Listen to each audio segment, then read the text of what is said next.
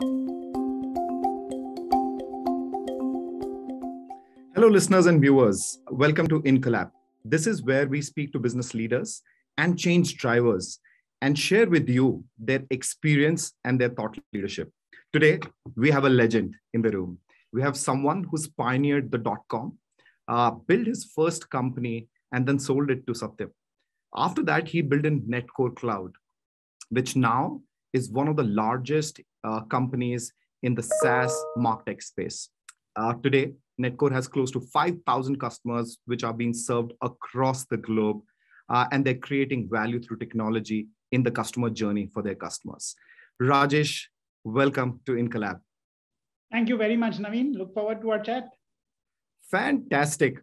So in a typical LinkedIn way, Rajesh, I'm going to know you a bit more, and possibly we're going to start with the question around what is there which is not on their LinkedIn profile and you're really proud of. I think the one word which I've not used is essentially that I've built 2 Proficorns, and second is my date of birth.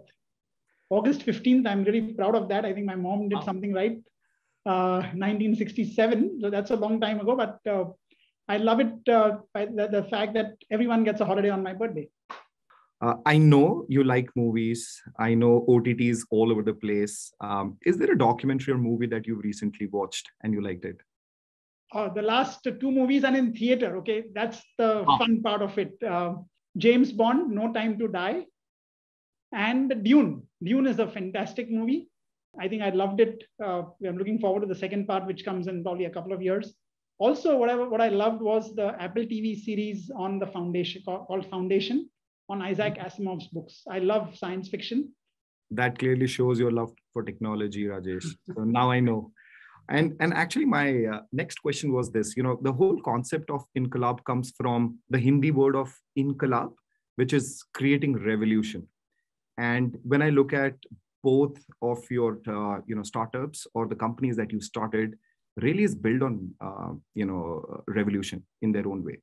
So how do you get inspiration, Rajesh, to create such big organizations over a period of time? Out of failure in many ways. And Netcore essentially is a 25-year-old company. So we've been around for a long time. What I like is really about the great platform for trying out new ideas. A lot of my ideas fail. I think one day I sat and listed out in my 30-year journey as an entrepreneur, all the times I failed, and probably came to 30 plus. And then my wife reminded me, hey, there are at least 5, 10 more you have not written on the list. But that's part of the journey. I think you keep trying. Awesome. This is inspiration, Rajesh. And, when I think about both the organization and you've already coined that word called Proficorns. While there are hundreds of ideas that you spoke about and those failures that you learned from, but one big thing that you've done is kind of build 2 profitable organizations at scale. And I know that you've not got external investments. And I was reading through your blog, around how do you build these Proficorns? Considering right now we're just hearing about cash burns. So would you want to talk a bit more around that?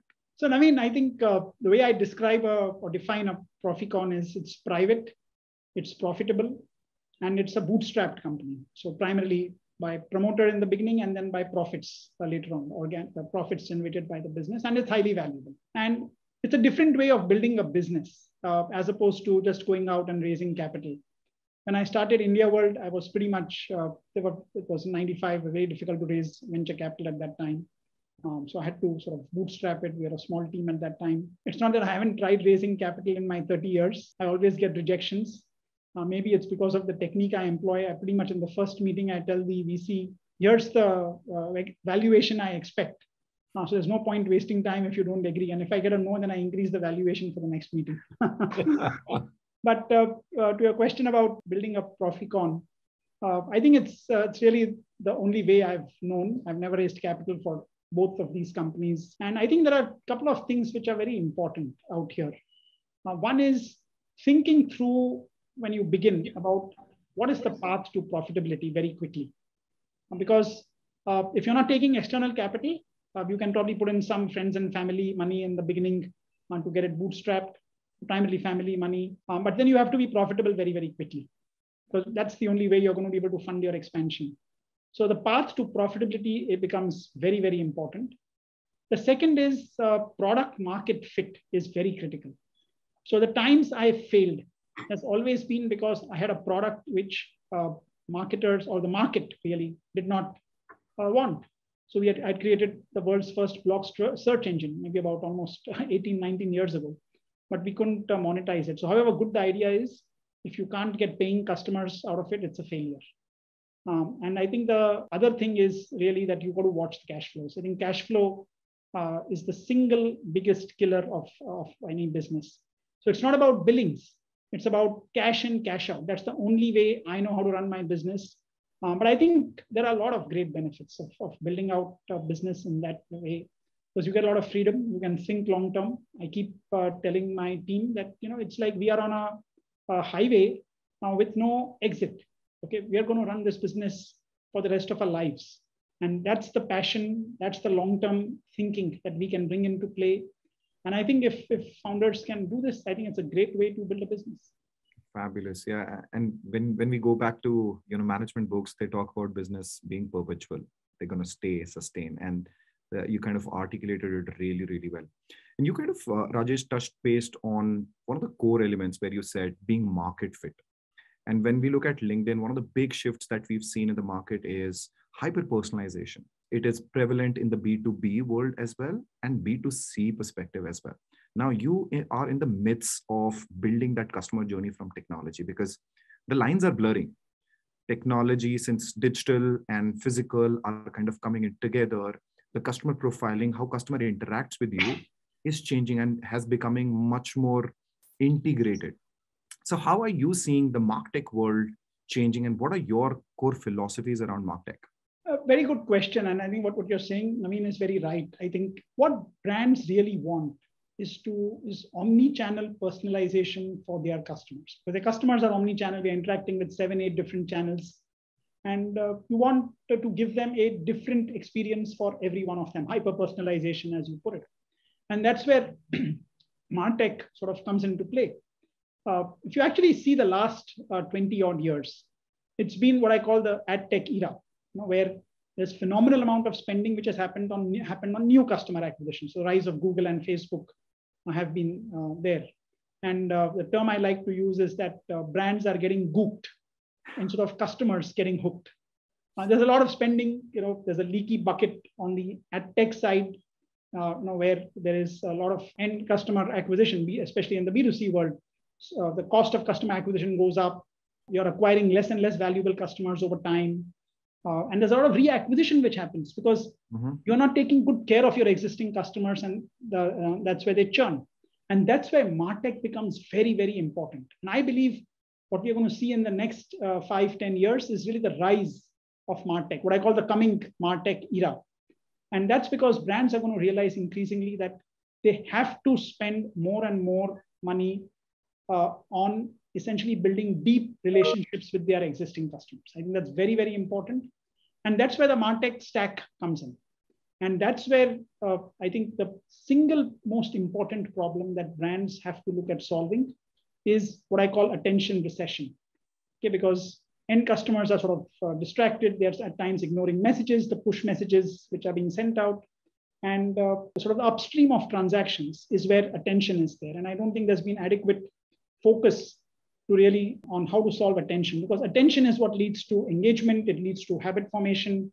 It leads to hooked customers who then drive transactions. Otherwise, you're stuck with trying to offer discounts and buy one, get one free type of offers are there.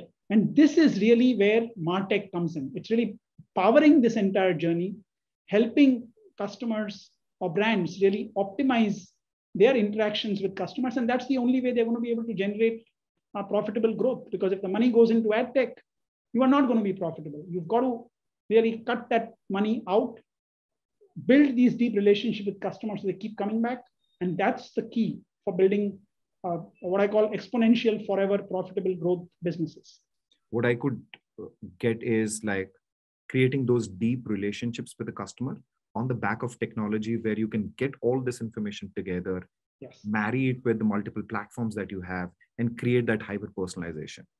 And it's fascinating because at LinkedIn, we are also in a very similar journey. And what we are seeing is buyer first as an approach for customers. So organizations which are looking at buyer first, be it in a B2B environment or B2C environment, those are the ones which are creating larger impact. Hence, they see low churn, they see more engagement with their buyers. Do you see similar trends when you talk to your customers?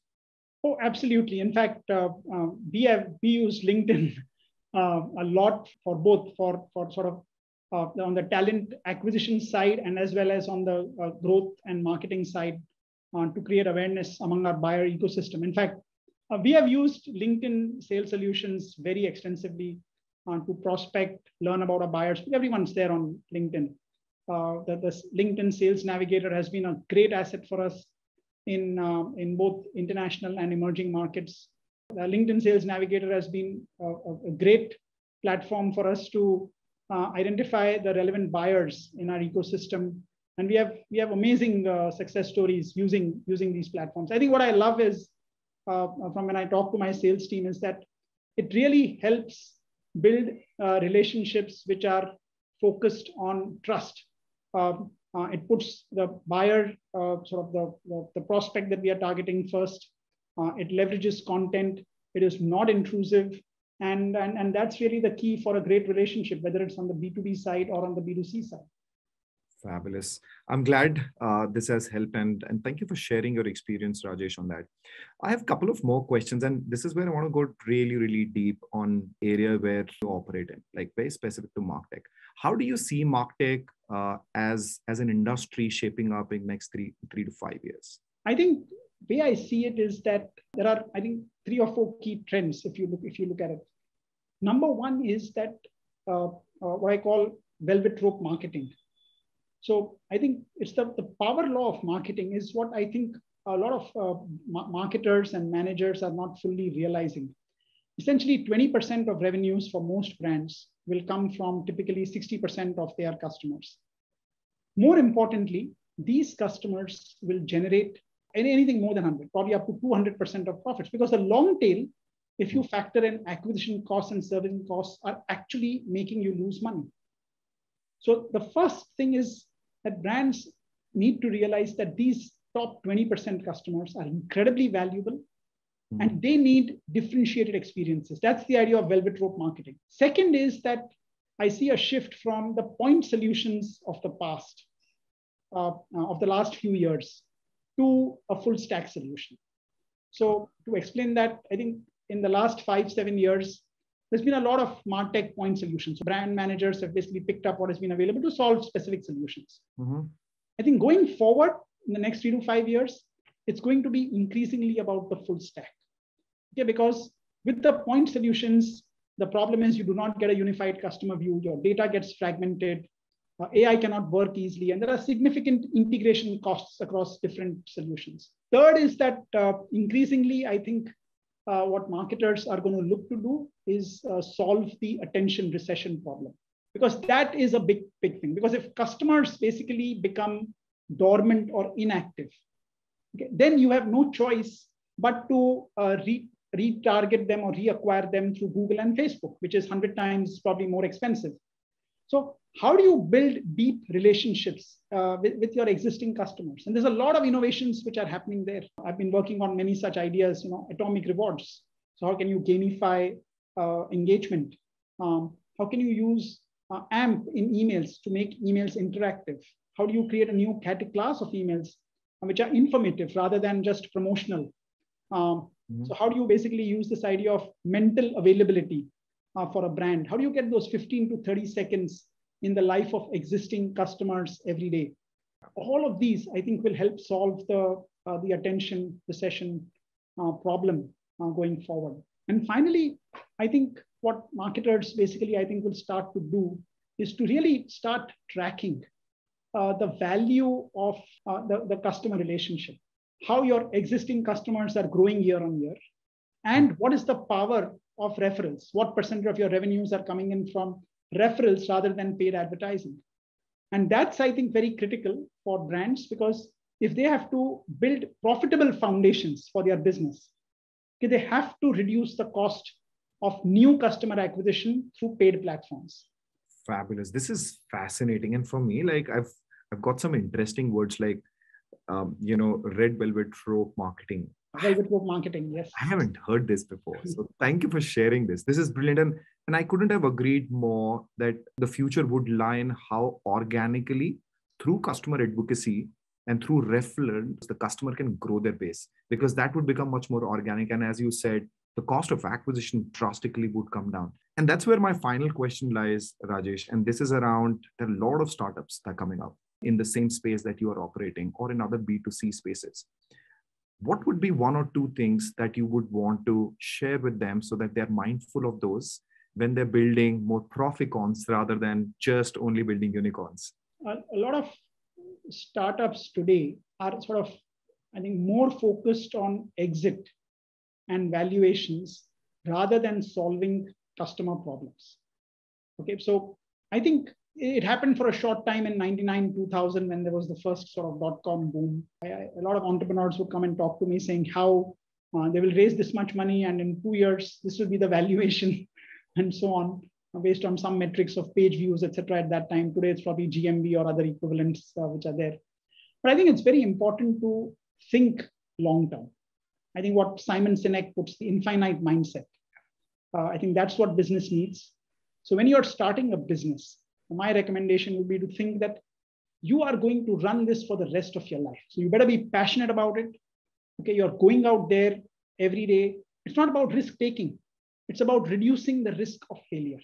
So that's one. And the second thing, which when you build your internal team, I think one of the things to teach others in your core team is this idea of disagree and commit. So I learned it from one of our CEOs at Netcore. See, in India, we are basically very shy of asking questions or disagreeing. We'd rather keep quiet and sulk rather than tell someone, have those fierce conversations. In a meeting, if you don't agree, voice your opinion. Very important. Say what you feel. And a lot of people just stay silent because that's what we are from, when we are right in school. Don't ask questions. So make your statements, make your ideas known. But as a group, they decide on a path or an outcome which is different from what you are thinking. Don't go around sulking. You're part of a team. Disagree and commit. And I think if people can learn this, they will build healthier organizations. So if you can create a healthy environment for where the team members can basically speak up freely, disagree and commit, I think it really increases the odds of success for a new venture. Fabulous. I mean, for me, the highlight of what you said was, solve customer problem rather than building valuation. You kind of highlighted about, thinking long-term, infinite mindset. This whole concept of that you're going to come back and reduce the problems because you possibly would not be able to solve everything. And then the icing on the cake is disagree and commit. What a fascinating conversation, Rajesh. And I'm sure our listeners would have learned from this. So thank you so much for this time. Loved our conversations, and we're going to carry this offline as well. Thank you so much. Thank you very much, Naveen. Wonderful session.